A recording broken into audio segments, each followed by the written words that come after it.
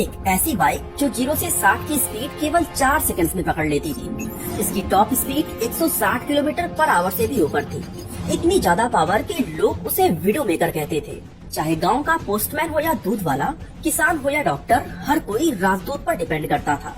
India की टूटी फूटी सड़कों पर भी ये ऐसे चलती थी जैसे सामने कोई एयरपोर्ट का रनवे हो, यानी ऐसी मशीन जो कभी किसी का साथ ना छोड़ा था। बुलेट, जिसे कहा जाता था मर्दों की बाइक, ये थी जो थी डेयरिंग लोगों की पहचान, और राजदूत जो थी आम आदमी की जान। लेकिन फिर अचानक ऐसा क्या हुआ कि इतनी पॉपुलैरिटी और इतना क्रेज होने के बावजूद भी राजदूत धीरे धीरे इंडिया से गायब हो गए, या फिर उसे जानबूझकर मार्केट से निकाला गया? क्या राजदूत फिर से भारत की सड़कों पर लौट सकती है?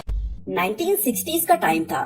सड़कें तो थी लेकिन गाड़ियां कम थी, और मोटरसाइकिल तो सिर्फ बड़े बड़े अमीर या आर्मी ऑफिसर्स की शान हुआ करती थी। पूरे देश में बुलेट और जावा जैसी भारी भरकम बाइक्स का ही राज हुआ करता था, और मिडिल क्लास परिवारों की जरूरतें पूरी होती थी स्कूटरों से। ठीक उसी वक्त ट्रैक्टर बनाने वाली कंपनी स्कॉट्स लिमिटेड ये सपना देखती है कि क्यों ना भारत के लिए एक ऐसी मोटरसाइकिल बनाई जाए जो किफायती हो, मजबूत हो और हर गांव शहर में दौड़ सके। लेकिन स्कॉट्स के लिए खुद से एक नई बाइक डिजाइन करना लगभग इम्पॉसिबल था, क्योंकि उनके पास इसका कोई एक्सपीरियंस नहीं था। इसलिए उन्होंने पोलैंड का रुख किया, जहाँ की मोटरसाइकिल कंपनी पॉल्मो एशल M11 नाम से एक ऐसी बाइक बनाती थी जिसमें 175 सीसी की 2 स्ट्रोक इंजन का यूज किया गया था। हालांकि एशल M11 का यही 2 स्ट्रोक इंजन राजदूत के अंत होने का वजह भी बना था, पर उसके बारे में हम आगे बात करेंगे। इस तरह स्कॉट्स ने एशल M11 का पूरा डिजाइन खरीदा और साथ ही उस डिजाइन के हिसाब से पार्ट्स बनाने वाले टूल्स भी खरीदे, ताकि इंडिया में बाइक को बनाई जा सके। ये सारे काम होने के बाद हरियाणा के फरीदाबाद में इसकी फैक्ट्री सेटअप की जाती है, और इंडिया के रास्तों के हिसाब से बाइक को थोड़ा बहुत एडजस्ट किया जाता है। इस तरह 1962 में एशल M11 को इंडिया के अंदर एक नए नाम के साथ लॉन्च कर दिया गया, और वो नाम था राजदूत 175। एंड यही बाइक आगे जाकर राजदूत XLT के नाम से जाने गई। राजदूत 175 दिखने में तो एकदम सिंपल लगती थी, लेकिन उसके अंदर छिपी थी वो ताकत जो शायद उस दौर के भारत से मेल खाती थी। 173 सीसी का 2 stroke engine, 3 speed gear box और इतना मजबूत व भारी भरकम फ्रेम कि पहली नजर में ऐसा लगता था जैसे ये मिलिट्री के लिए बनाई गई बाइक हो। इन सभी खूबियों के बावजूद राजदूत की शुरुआत काफी स्लो रही थी। 5 साल के अंदर राजदूत अपनी पहचान बनाने में सफल हो गई और बन गई आम आदमी की पहली भरोसेमंद सवारी, क्योंकि भारत की टूटी फूटी सड़कों पर भी ये ऐसे दौड़ती थी जैसे वो कोई सीधा मैदान हो। शानदार डुअल व्हील शॉक्स ने इसकी राइड क्वालिटी को गाँव के लिए बिल्कुल परफेक्ट बना दिया था। डाकिया, दूध वाला, गांव का डॉक्टर, किसान और सब्जी वाले से लेकर छोटे व्यापारी तक हर कोई राजदूत पर भरोसा करने लग गया था। खास तौर से यूपी, MP और बिहार के गाँव में दूध वालों के लिए ये बाइक उनकी पहचान बन गई थी। इसका सबसे बड़ा प्लस पॉइंट ये था कि इसमें कोई भी जुगाड़ काम कर जाता था। इसके रिपेयर में टूल्स भी कम लगता था, और जरूरत पड़ने पर लोग इसे खुद ही रिपेयर कर लेते थे। यहाँ तक कि कई जगह इसको सिंचाई के पंप, आटा चक्की या गन्ना क्रशर में भी यूज किया जाता था। इस तरह राजदूत गाँव के लोगों के रोजमर्रा की जरूरत बन चुकी थी। लेकिन मशहूर होने के साथ साथ राजदूत बाइक काफी ज्यादा बदनाम भी हुई।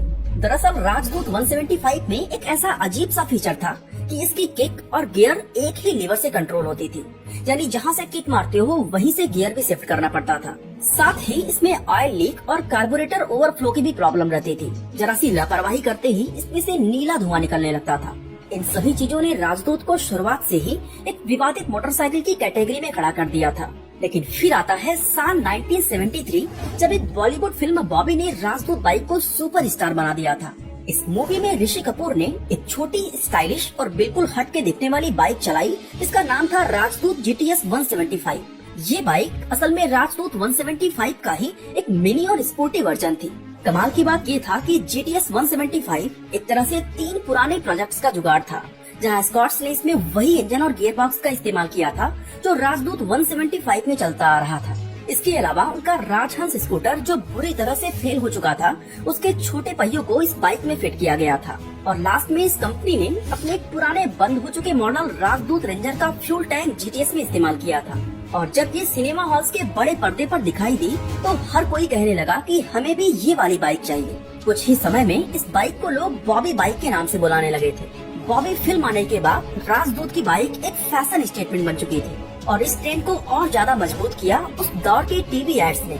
इसमें सबसे ज्यादा यादगार था एक ऐसा एड जिसमें बॉलीवुड के ही मैन धर्मेंद्र खुद राजदूत को प्रमोट करते हुए कहते हैं एक जानदार सवारी, एक शानदार सवारी।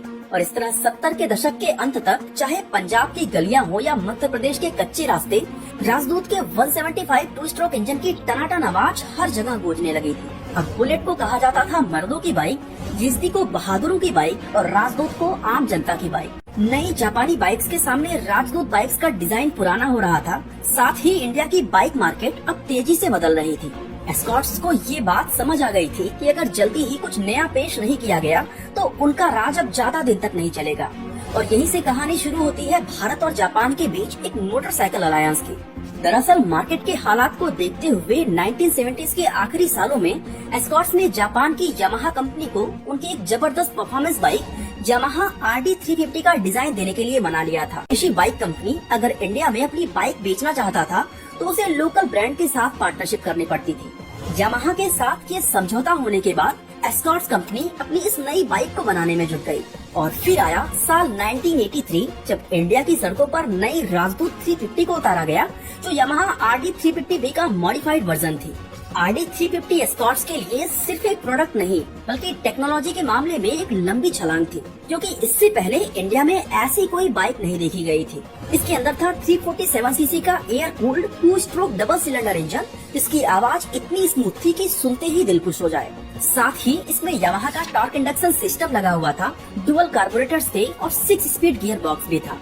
कुल मिलाकर इंडिया के हिसाब से ये एक रॉकेट थी, जबकि इंटरनेशनल वर्जन के मुकाबले इंडिया में इसकी पावर को थोड़ा कम किया गया था। दरअसल दुनिया भर में RD 350 को उसकी पावर टू वेट रेशियो और रेसिंग DNA के लिए जाना जाता था, जहां ओरिजिनल मॉडल करीब 39 हॉर्स पावर जनरेट करता था। फिर भी ये बाइक 0 से 60 की स्पीड केवल 4 सेकंड्स में पकड़ लेती थी और टॉप स्पीड 160 से भी ऊपर थी। इसके अलावा इंटरनेशनल मॉडल में डिस्क ब्रेक्स होते थे, लेकिन इंडिया में कॉस्ट कटिंग के चलते ड्रम ब्रेक्स का यूज किया गया था, जिसकी वजह से बाइक काफी ज्यादा बदनाम भी हुई। RD 350 को सीधा 350cc बुलेट से टक्कर लेने के लिए लॉन्च किया गया था और स्टाइल व स्पीड के मामले में ये वाकई बुलेट से कई गुना आगे थी।